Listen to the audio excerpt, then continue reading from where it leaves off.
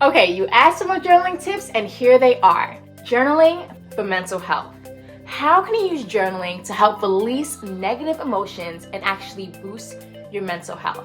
I'm going to walk you through an exercise that I actually do for myself to help me release negative emotions through the process of journaling. It's very simple, pointed, but effective. Let's get into it. Hey guys, welcome back. If you're new here, my name is Nay, and I post videos on how we can become intentional, unapologetic, and become self-aware in our lives. If this is something that interests you, feel free to hit the subscribe button and join the family. So in my first journaling video, I brought you through the very basics of journaling. How to get started if you've never done it before or are completely intimidated and feel like it's extremely hard and you can never do it. If you haven't seen that video, I encourage you to take a look at it. I'll put a link in the description down here as well as in the cards up here. But in this video, I'm going to talk about how that exercise of journaling can have a positive effect on our mental health. I'm going to bring you through an exercise to do that. But before we get into that, what is mental health? So mental health is closely related to how we think, how we act, how we feel, closely linked to our mental health. Now, contrary to what a lot of people believe, mental health or good mental health does not equate to feeling amazing and happy all the time. It doesn't. That is not what good mental health is. Actually, it's the opposite. Good mental health is knowing how to manage both positive and negative emotions, not ignoring them, but knowing how to deal with them and react to them in an appropriate way. So that means, like, if you're sad, you know, okay, I'm feeling the emotion of sad. And I can also trace back, what is this thing? What actually made me sad? Now, your mental health can actually change over time, and it depends on many factors. Your life experiences, relationships, social interactions, job loss, a pandemic. All of these can have an effect on your mental health. But a lot of people have asked me, Nay, I'm dealing with this issue, but there are so many other people who have dealt with this same issue, but it seems to be affecting me so much more. Why is that? I'm gonna get into journaling very soon, but you have to understand this. Two people can deal with the same life event or experience, but deal with it in a completely different way from each other. So here's an example. Suppose you are working late at work, but you're also coming home, you have to cook dinner, you have to take care of your kids, you're also balancing going to school at night. Your demands are so much greater than someone else who might be at your job working the same amount of hours as you, but they go home and the responsibilities are a lot less. Same experience, working long hours at work, but the effect on them can be completely different. And that's because if the demand or the life experience is greater than the person's ability to cope, it can affect their mental health in a negative way. But when the ability to cope is greater than the person's life experience or demands, it can lead to healthy mental health. So what's the solution? Increase our ability to cope, increase our mental health. And that's what we're gonna do with journaling. So a lot of us use journaling as a way to vent, and I completely advocate that. If you watch my other video, that is a method that I use journaling for all the time. I love to vent in my journal, love it. But what we don't want to do is stay in those negative emotions. So here's an exercise that I want you guys to do. First, I want you to take out a piece of paper, or actually, you know what? I'm gonna make you guys a worksheet. Cue that. The first thing I want you to write down is your emotion. What are you feeling right now?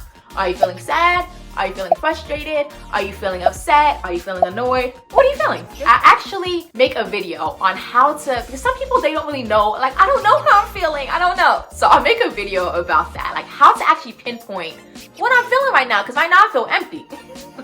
So I got you. But if you do know, write down, how am I feeling right now? Number 2, what caused that emotion? This is the venting stage. You can write down every single thing that you're feeling, why you're feeling that way, everything that she said, he said, or your boss is doing, or whatever. It's your time to write it out. Number 3, what deeper thoughts, because of this emotion, are you harboring on and even claiming as truth for yourself? Are you saying, oh my gosh, I will never, blah, blah, blah. Or, oh my gosh, they always, blah, blah, blah. Or, oh, I am so, blah, blah, blah. What are the extra baggage? Dig a little bit deeper. What is the extra thing that you're holding on to with this emotion? Because the emotion is there, but there's something underneath it. What are the deeper thoughts that you're claiming as truth right now? Journal that. Number 4, when have you had this feeling before? When has this feeling risen up in you and you felt like this before? So an example, suppose that your initial emotion was fear, and it's because you had to give this presentation and you just like felt like so inadequate, and you said, I can never present, I am just like not a good speaker, and blah blah blah blah, and I just can't do this, and you're just venting all this out. Oh my gosh, I can't believe they asked me, blah blah blah. You're venting all this out. Think, when have I felt this way before? When have I felt like I'm just like so horrible at speaking? When have this happened before? Maybe in your past, you're remembering a time where you were in school, like growing up in school, college, high school, elementary school, whatever it might be. And maybe you felt extremely unseen, disregarded, and like your opinion just didn't matter. Whenever you had to give a presentation, the teacher would kind of like pass over you and just like look at somebody else. It felt like you had thoughts in your head, but your opinion just didn't seem to matter as much. So now when you have to present to a larger group, whether at work or whatever it might be, you feel like, why am I speaking anyway? No one really cares anyway. No one cares about how I'm thinking. And that is something that you've pushed down deep in you and is manifesting in this area right now. So when have you thought this before? Now I will say that this is a little bit hard to do because sometimes it's hard for us to remember things that happened in our past, and it makes us feel like, it just makes us feel weird to go back in time and think about those things, but it is so necessary. I talk about this a lot. But in terms of becoming self-aware, it is so necessary to deal with the baggage that we have from our past. So many things that we're dealing with today are rooted in the truths that we've been telling ourselves from years ago. Years ago! So many of the truths that we're claiming today about ourselves, who we are, what we're capable of, is rooted in what we have grown up hearing or have told ourselves from years back. So we have to go back in time. So journal that. Number 5 is to write down how you want to feel. Now, this is not just some like ooey gooey type thing. It actually is scientific. When we think about these happy emotions, I want to feel brave, I want to feel courageous, I want to feel secure, I want to feel these feelings. When we think about these emotions, our brain actually develops chemicals to match those feelings. Can you believe that? Our brain is amazing. But our brain actually develops chemicals to match those happy feelings. So even though you felt like this in point 1, you felt sad, frustrated, whatever it might be, when we think about how I want to feel, this is time to dream. Time to like think, I want to feel secure. I want to feel like I am like capable. Our brain produces chemicals to match that feeling. Okay, number 6 is to challenge the thoughts. So I want you to look back at number 3, those deeper thoughts that you wrote down, and journal. Is that really true? Am I really never, or am I really always blank? And also, are these thoughts mine or are they other people's? On the worksheet, I have some questions that you can use to challenge this thought, because if we don't challenge it, it will keep going in our head over and over and over and over and over again. We gotta stop it. Is that really true? Number 7, what is true? Going back to presentation example.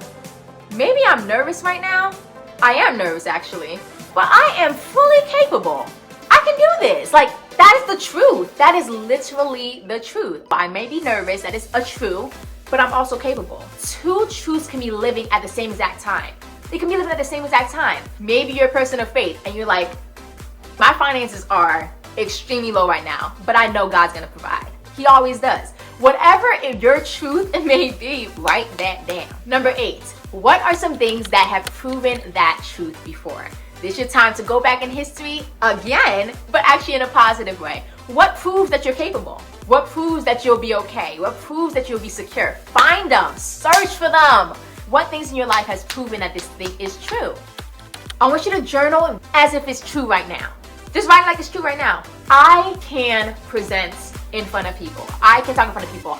I am financially secure. I will be okay after this breakup. Write it as if it's true right now. Number 9, you're gonna write out how you can walk in this truth today. What small steps can you do to prove to yourself that this is actually the truth? When we put action behind our words, our brain kicks into action saying, snap, she's doing it. She's not that afraid. Like, maybe this is normal. Make this thing familiar by proving it with your actions. So the purpose of this exercise is to not pretend like your emotions don't exist. Not to pretend like you're not feeling whatever you felt and to just ignore it. That is not the purpose of it. The purpose is to acknowledge how you're feeling and learn how to manage it in a healthy way. And then actually control what you can control. What you can control is how you think, how you act, and how you react. You cannot control the situation, but we can control how we choose to act and react to that situation. And that is what this journaling exercise will help you to do. I have a worksheet for you. Feel free to download it at the link below, and you'll have all of these questions, these journal prompts there for you. What tactics have worked in your mental health journey? Has journaling helped you? It's helped me tons, and I love it so much. Be sure to share this with a friend who needs to release some of their negativity or negative emotions. We all have them. It is a part of life, but we don't want to hang on to them too long. Subscribe and hit the bell so you get notified when I post again, and I'll see you guys in the next one.